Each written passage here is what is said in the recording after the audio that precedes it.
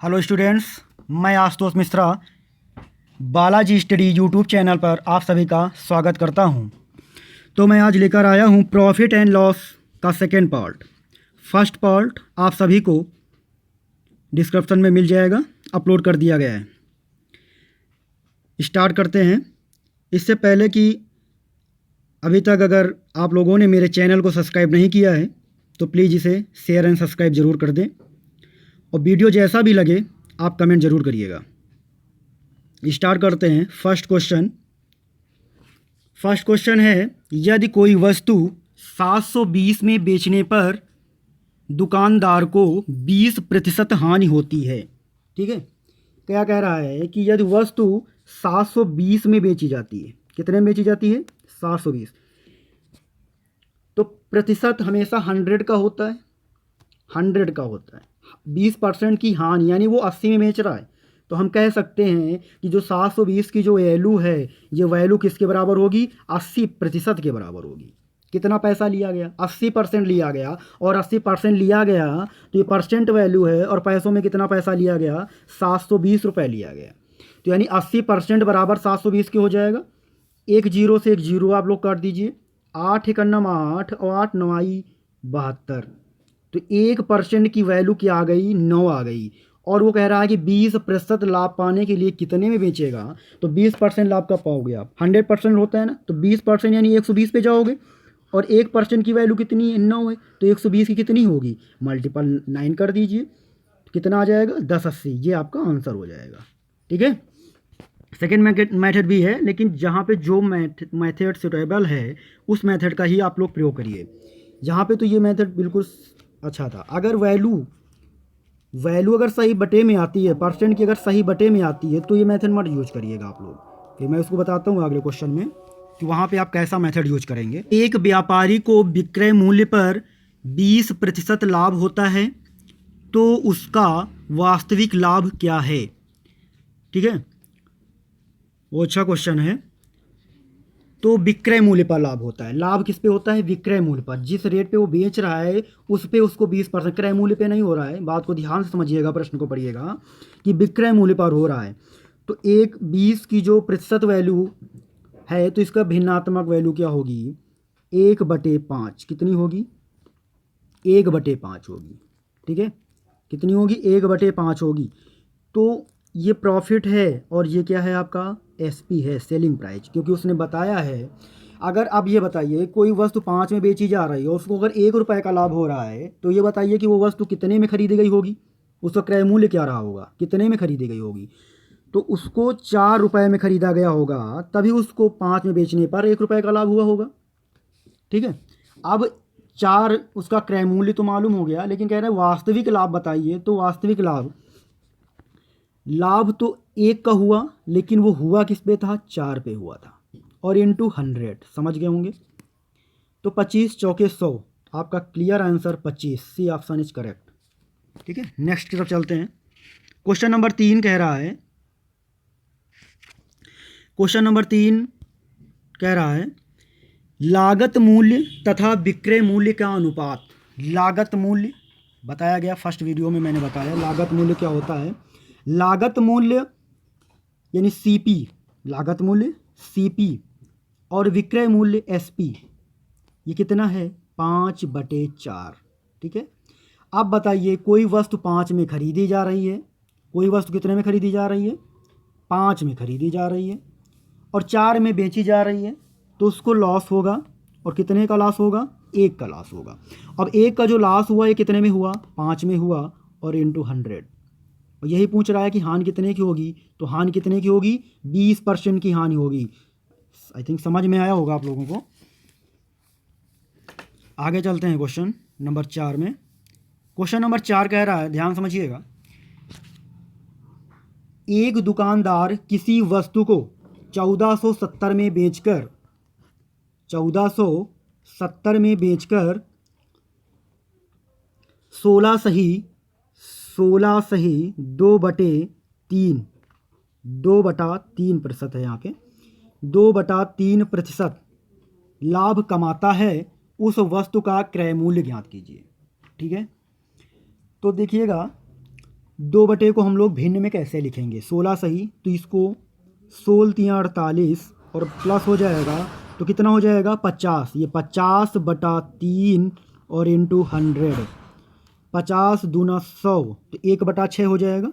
समझ में आया होगा, कितना हो जाएगा 1/6। तो इसकी भिन्नात्मक वैल्यू क्या होगी 1/6, 1/6। अभी पहले वाले क्वेश्चन में मैंने इसको दूसरी तरीके से लगाया, मैंने कहा भिन्नात्मक वैल्यू आई तो आप परसेंटेज इसको रेशियो मेथड से लगाइए। ठीक है, तो ये आपका सीपी हो गया और ये आपका प्रॉफिट हो गया। ठीक है, अब कहता है क्रय मूल्य ज्ञात कीजिए, क्या हो जाएगा क्रय मूल्य ज्ञात कीजिए, सॉरी, ये आपका एसपी और ये आपका प्रॉफिट, लाभ कमाता है तो उसका क्रय मूल्य ज्ञात करना है। ठीक है, तो मैं कह सकता हूँ कि उसका क्रय मूल्य कितना होगा। ठीक है, तो अब वो ख़रीदा कितने में गया होगा, तो CP/SP यहीं से मालूम करेंगे हम लोग। CP/SP कितना होगा, SP SP/CP। ठीक है, SP/CP। तो क्रय मूल्य जो है यहाँ पे अभी आपने बताया कितना था, बेचा है, तो बेचा कितने में बेचा है भाई। ठीक है, 6 में ख़रीद के अगर 1 रुपये लाभ पाता है, 6 में ख़रीद रहा है। ठीक है, अभी हमने बताया 1/6 और 6 में ख़रीदा है और बेचेगा वो, तो बेचेगा तो इतने में लाभ भी पाएगा और लाभ पाएगा तो 6। तो ये बेच रहा है 7 में और वो कह रहा है 1470 में बेच रहा है। कितने में बेच रहा है 1470 में बेच रहा है। तो ये 7 रेशियो की वैल्यू है 1470, तो एक रेशियो की वैल्यू कितनी होगी, यहाँ पे काट लीजिए, ये हो जाएगी 210, 214 2 1 2, कितनी हो जाएगी 210।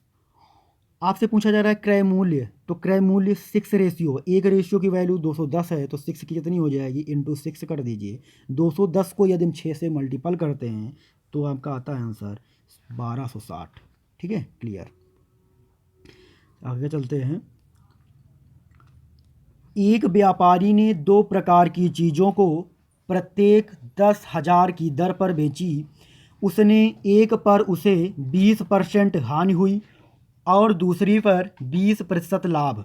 तदनुसार उस पूरे सौदे में उसे कितने प्रतिशत लाभ या हानि हुआ। तो इस क्वेश्चन को आप ऐसे भी कर सकते थे, x + y + x + y/100। वैसे ये फार्मूला इसके लिए करेक्ट नहीं है, लेकिन फिर भी आप इस क्वेश्चन को कर सकते हैं।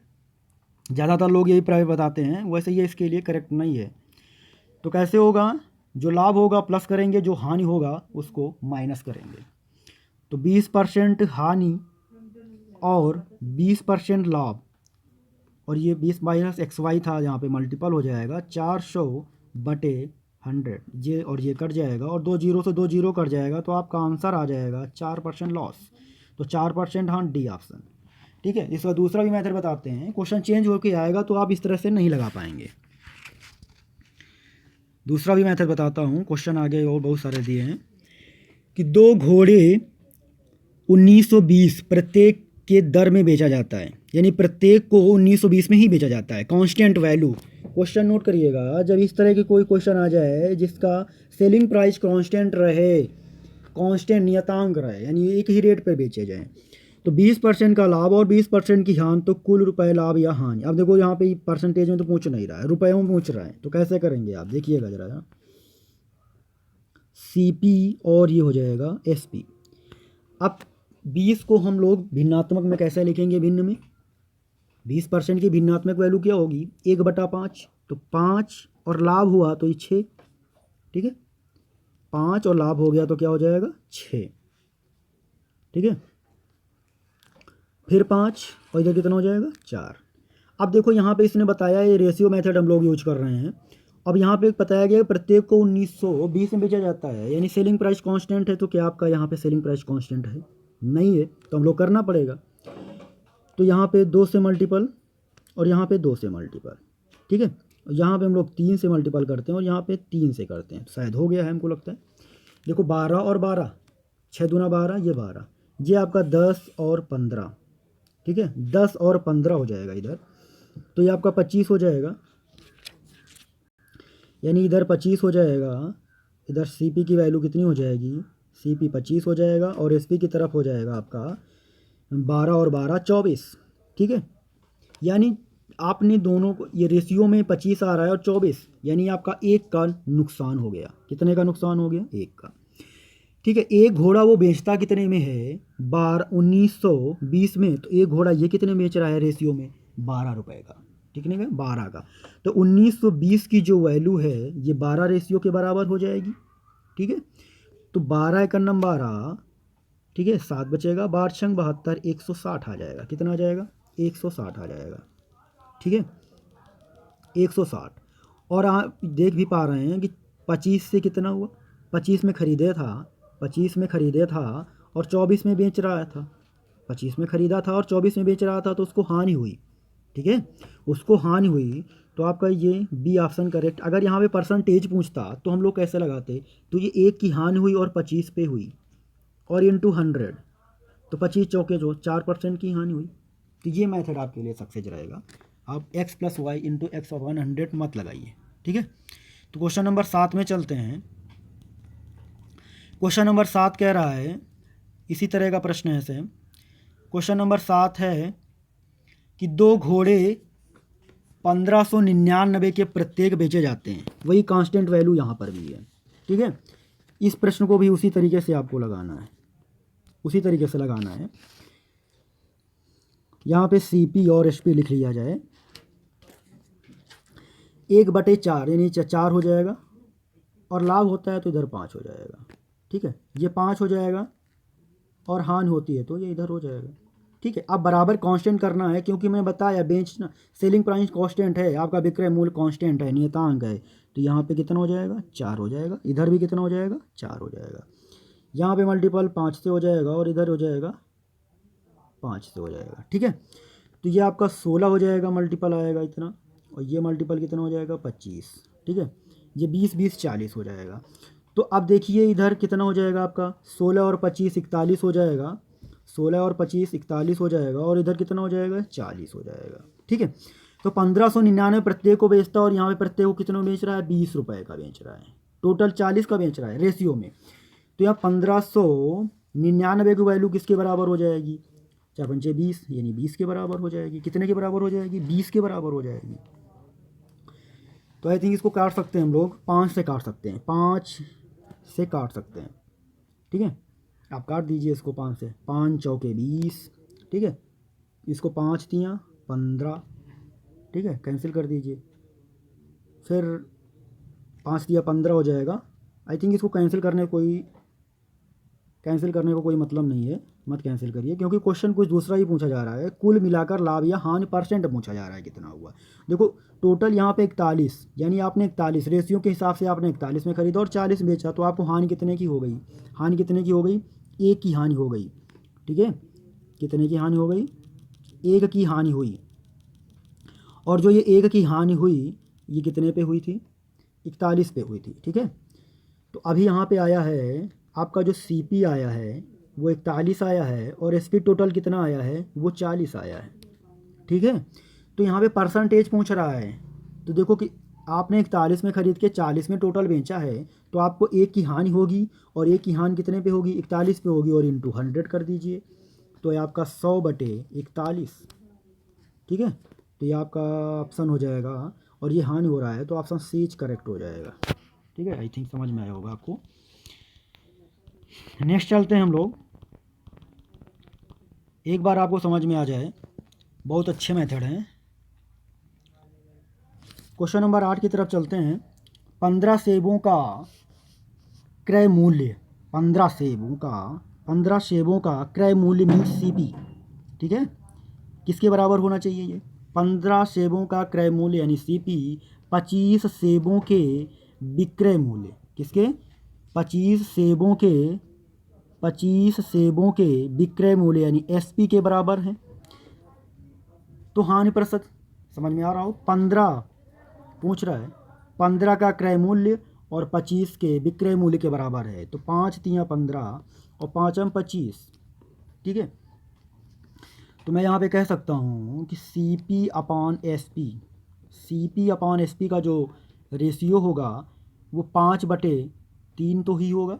यानी कोई वस्तु अगर 5 में ख़रीदा है और 3 में आपने बेच दिया है तो आपको हानि तो हो रही है ना, हानि तो हो रही है। हानि कितने की हो रही है? अगर 5 में ख़रीद के 3 में बेच रहे हो तो हानि कितने की हो रही है? 2 की हानि हो रही है और 5 में हानि हो रही है, और इंटू 100, यही तो पूछा जा रहा है। 5 दूना 10 और 2 दूना 4, ये 40% आपका आंसर हो जाएगा। ठीक है, कितना हो जाएगा? 40% आंसर हो जाएगा। नेक्स्ट चलते हैं क्वेश्चन नंबर 9 की तरफ। क्वेश्चन कह रहा है 15 मेज़ों का लागत मूल्य, 15 मेज़ों का लागत मूल्य, यानी 15 मेज़ लागत मूल्य मैंने बताया सीपी होता है, ये बराबर है 20 मेज़ों के विक्रय मूल्य के बराबर होगा। 20 मेज़ों के विक्रय मूल्य यानी एसपी के बराबर है। इसको कैंसिल किया जा सकता है, 5 तियाँ 15 और 5 चौके 20। तो मैं कह सकता हूँ कि सीपी अपान एसपी का जो रेशियो है वो कितना हो जाएगा? 4/3। कोई वस्तु 4 में ख़रीदी गई और 3 में बेचा गया तो 1 की हानि हुई और 4 पे हुई, और इंटू 100 तो 25 चौके 100, तो आपका 25% आपका आंसर हो जाएगा। ठीक है, नेक्स्ट चलते हैं क्वेश्चन नंबर 10 की तरफ। क्वेश्चन नंबर 10 है 40 वस्तुओं, तो यहाँ पे कह सकते हैं 40 वस्तुओं का लागत मूल्य यानी सीपी बराबर है 25 वस्तुओं के विक्रय मूल्य एसपी के बराबर है। तो 5 8 40 और 5 25। ठीक है, तो CP upon SP equal to 5/8 हो जाएगा, 5/8 हो जाएगा। 5 में ख़रीद कर अगर 8 में बेच रहे हो तो आपको यहाँ पे लाभ हो जाएगा, 3 रुपये का लाभ होगा, और 5 पे लाभ होगा, और इंटू 100, 5 दूना 10, ये आपका आ जाएगा 60। कितना आ जाएगा? B option is correct. तो आज के लिए इतना ही। वीडियो जैसा भी लगा हो आप लोग कमेंट ज़रूर करिए।